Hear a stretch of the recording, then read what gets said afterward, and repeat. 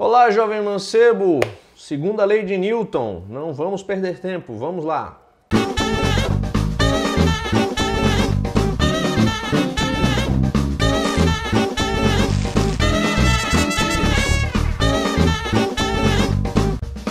A segunda lei de Newton, ela nos diz o seguinte: o valor da força que atua em um corpo é diretamente proporcional à aceleração que ela produz. O que isso quer dizer? Bom, isso quer dizer o seguinte: se eu aplicar uma força num determinado corpo, ele irá produzir uma aceleração, que é proporcional a essa força aplicada. Isso significa que se eu pegar o mesmo corpo e eu aplicar uma força maior, eu vou produzir uma aceleração maior. Lembra quando eu falei no primeiro vídeo dessa série que a força era vetorial, ou seja, a intensidade dela iria necessariamente mudar o tipo de movimento? Se eu aplicasse uma força maior, eu tinha um efeito do que se eu aplicasse uma força menor e vice-versa? Então, aqui a gente consegue entender esse princípio melhor. A força é proporcional à aceleração que é produzida, tá?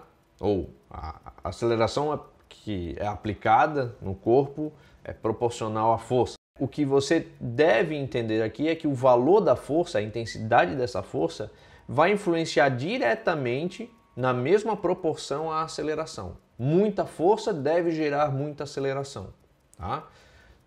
Então veja só, a equação é simples.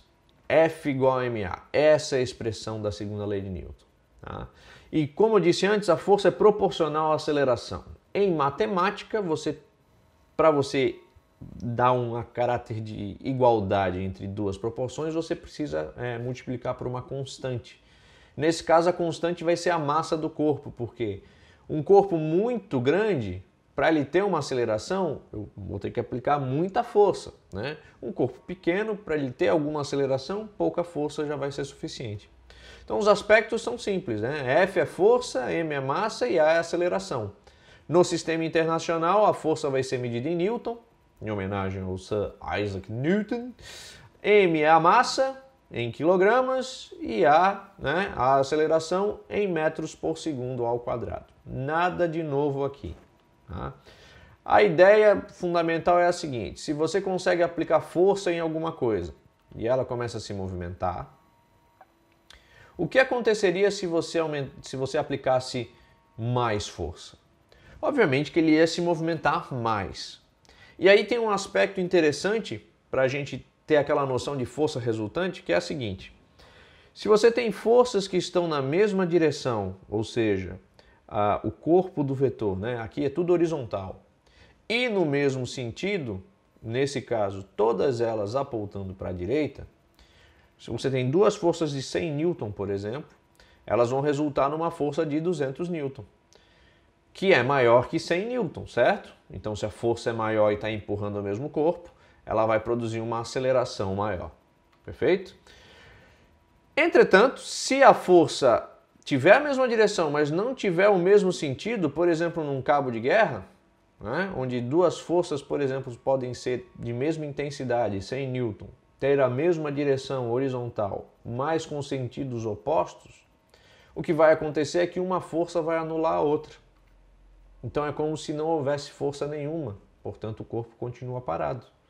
Agora, se eu tiver a situação em que uma das pessoas está fazendo mais força, você vai pegar, nessa situação, a força resultante vai ser o desconto, a subtração, né, entre a força maior e a força menor. É como se essa força verde, que está no sentido oposto ao da força maior que está azul, ela vai descontar. E aí o que acontece? É como se você só tivesse efetivamente 100 newtons de força para a esquerda. E obviamente isso vai resultar numa aceleração proporcional a essa quantidade de força, tá certo? Acontece que nem sempre vai estar tudo apontando no mesmo sentido ou em sentidos opostos, né? A maioria dos casos de problemas que a gente vai encontrar vai ser como esse. Vamos dizer que o vento está indo para a direita e a corrente oceânica está empurrando o barquinho para cima. Então, para onde é que ele vai? Bom, nesse caso, ele vai na diagonal, né? Por quê? Porque o barco está sendo empurrado para a direita e para cima, né? E como é que eu faço para somar essas duas forças ou subtrair essas forças? Como é que eu faço para descobrir qual é essa força resultante efetiva? Bom, é simples. Você vai juntar as duas forças originais, no caso é o vento e a corrente oceânica, e você vai colocar elas juntas para saber se tem 90 graus entre elas. Para o nível nono ano, todas as forças terão 90 graus. Não será necessário fazer essa análise, tá? Podem confiar no professor. Entretanto, para o ensino médio, aí já fica diferente. Mas deixa o ensino médio para quando vier o ensino médio. Então, o que você vai fazer é o seguinte, você vai colocar um dos vetores, seja ele qual for, tá? Você pode escolher qualquer um deles, tá? Eu vou escolher o verde, e ligar o início de um vetor ao final do outro, tá? E aí, nesse caso, o vetor resultante vai ser o vetor que vai do início de um vetor e vai terminar no final do outro vetor, que é o vetor vermelho aí. E nesse caso, você tem aí uma figura geométrica chamada triângulo. E vamos dizer que o vento está fazendo 40 newton de força, a corrente oceânica 30 newton de força. Como eu faço para saber qual é a força resultante? Bom, aqui você não vai só somar ou só subtrair. Se você olhar para esse triângulo e ver que você tem os dois lados que são os catetos, para saber qual é a força resultante, você precisa saber qual é a hipotenusa desse triângulo. Então você vai aplicar o teorema de Pitágoras. Tá? X ao quadrado igual a 40 ao quadrado mais 30 ao quadrado. Só elevar os valores ao quadrado, somar, tirar a raiz e você descobre que o valor aí é 50 newton. Então veja, numa situação em que você tem forças que não estão apontando no mesmo sentido ou em sentidos opostos, tá?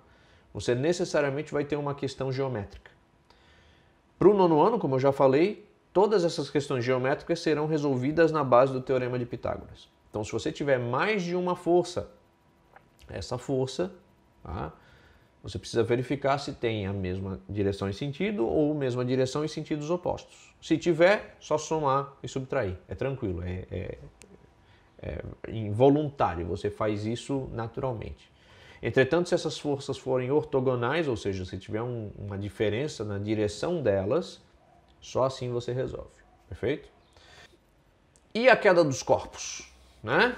Então, quando você deixa cair alguma coisa, essa coisa, obviamente, está sendo tirada de uma posição, ela tinha um estado de movimento e passa a ter outro. Ela estava parada e começa a se movimentar. Isso só aconteceu porque força foi aplicada nela. Que força foi aplicada nela? A força da gravitação universal, tá? Que muitas pessoas chamam de força da gravidade. Essa força da gravidade gera uma aceleração nos corpos, que a gente chama de aceleração da gravidade, perfeito? No planeta Terra, a aceleração da gravidade é arredondado para 10 metros por segundo ao quadrado. É 9,8 metros por segundo ao quadrado, com a latitude ela varia, mas a gente dá uma arredondada só para fins de cálculo, para que você não tenha que ficar tendo trabalho com um negócio que pode ser simples. Tá? Então, na Terra, ela vale 10 metros por segundo ao quadrado. Tá? Em outros corpos celestes, ela pode variar, então tem tabelas aí na internet que você pode pesquisar. Na Lua é 1,6 metros por segundo ao quadrado, em Júpiter é 26 metros por segundo ao quadrado, ou seja, o seu peso, né, a força que vão te puxar nesses corpos celestes vai variar. Tá? Então, a força da gravidade, em física a gente chama de força-peso, ou só peso. Tá? E ela nada mais é do que a força gerada pela atração que corpos com massa têm entre si. Então, a Terra te atrai e você atrai a Terra. Tá? Mas isso é papo para a terceira lei. Mas vamos lá. Essa atração, tá, pode ser calculada por F igual a ma. Perfeito? É só você ter a sua massa e saber qual é a aceleração da gravidade, que na Terra vale 10 metros por segundo ao quadrado. Perfeito? Em alguns livros didáticos, eles vão te dar uma outra expressão que é P igual a mg. Tá? Só que repara, se a força-peso é uma força e a aceleração da gravidade g é uma aceleração, ela é a mesma equação que a equação da segunda lei de Newton. Tá? Então você não precisa decorar mais uma equação. Tá? Se algum problema perguntar qual é o peso do corpo, ele te dando a massa ou ele te dando a força, né? Dizendo aonde o corpo está, se está na Lua, se está na Terra, se está em Júpiter. Você não precisa lembrar de P igual a mg. F igual a ma é a mesma equação. Tá? O que você precisa diferenciar aqui é o seguinte: em física, massa e peso são coisas diferentes. Não são a mesma coisa. Uma coisa é a quantidade de matéria que um corpo tem, sua massa. Outra coisa é a força com que essa massa interage gravitacionalmente com o outro corpo. Perfeito? Então, a força da gravidade, ou a força-peso, ou o peso, depende do corpo sobre o qual essa minha massa de estudo está interagindo. Perfeito? Então, outro aspecto da força-peso que a gente precisa lembrar é que ela sempre será na vertical e sempre vai apontar para baixo. Tá? A gente ainda não descobriu a antigravidade. Tá? Então, por enquanto, sempre na vertical para baixo. Tá? Então é isso. Próximo vídeo a gente vê a última lei de Newton e aí você tem aí bastante exercício para poder resolver. Especialmente com a segunda lei você já consegue resolver uma montoeira de exercício. E eu espero te ver no próximo vídeo para a gente finalizar a parte de leis de Newton e você poder estudar numa boa. Até a próxima. Valeu!